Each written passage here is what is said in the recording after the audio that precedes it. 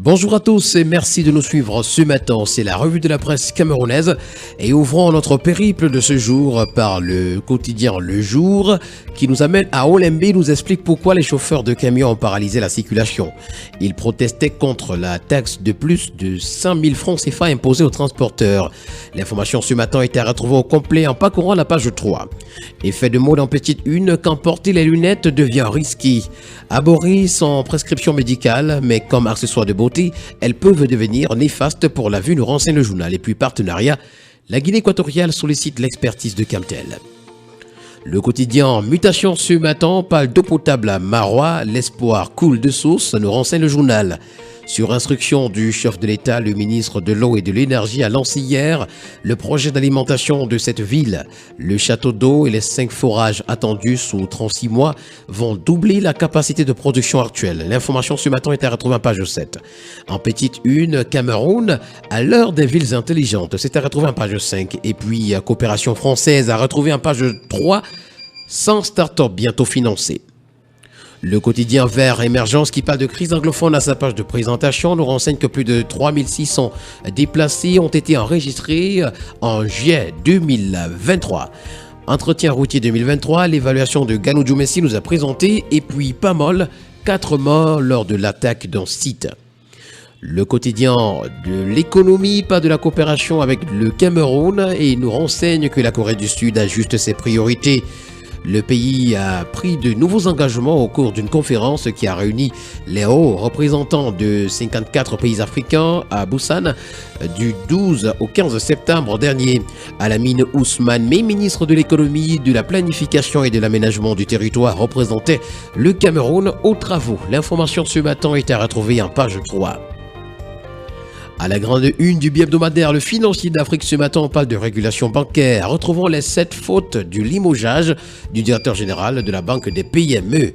Suspendu pour 10 ans par la COBAC, un conseil d'administration extraordinaire s'est tenu le 20 septembre 2023 pour remplacer Agnès Ndombé-Mandeng à la tête de cette structure, nous renseigne le journal. Évaluation en petite une, l'Union africaine lance un projet panafricain de notation financière.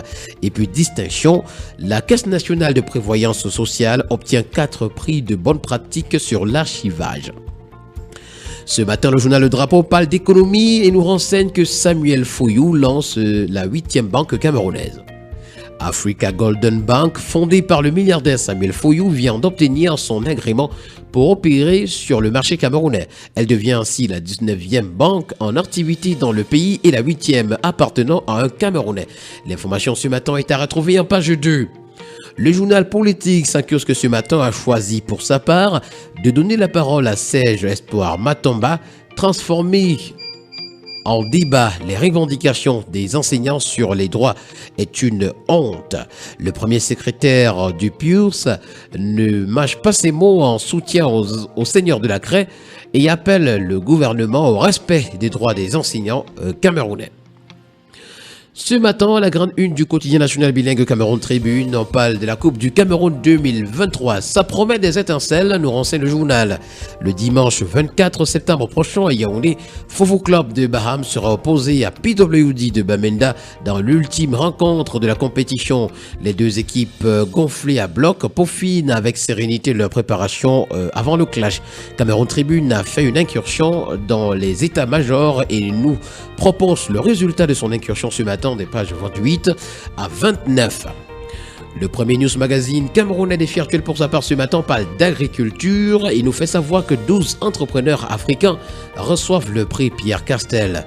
Originaires de 6 pays d'Afrique francophone, ces jeunes qui ont présenté les meilleurs projets dans le domaine agricole et agroalimentaire ont reçu leur récompense, c'était le 14 septembre dernier, du côté de Douala.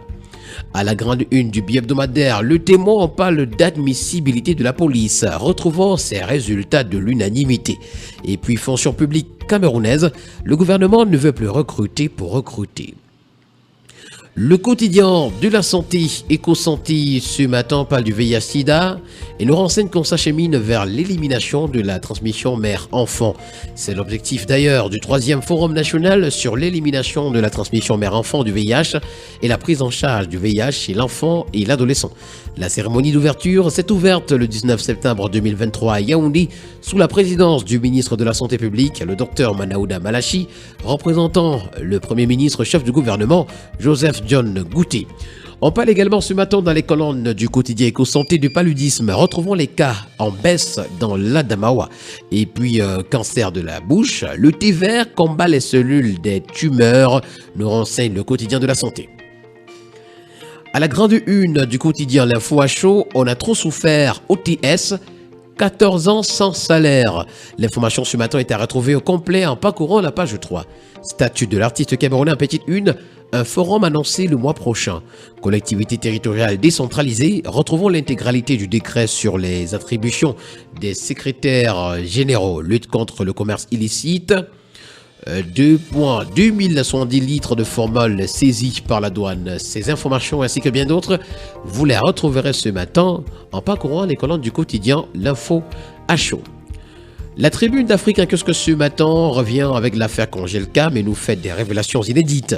Des sources dignes de foi, d'après le journal et généralement bien informées, indiquent que l'entreprise de distribution des produits de mer est depuis victime d'un complot tissé au sommet de l'État dont l'objectif est de pousser son promoteur à mettre la clé sous le paillasson pour des intérêts funestes. L'information ce matin est à retrouver des pages 5 à 7 et puis terminons ce matin par le journal Nouvel Horizon qui parle également de la crise anglophone ce matin et nous renseigne lui aussi que 3600 déplacés ont été enregistrés en un mois seulement dans le sud-ouest et le nord-ouest du Cameroun. Mesdames et messieurs, merci d'avoir été des nôtres ce matin. On se retrouve demain à la même heure pour le même exercice. N'oubliez pas qu'acheter un journal, c'est participer à l'édification d'une société libre et transparente.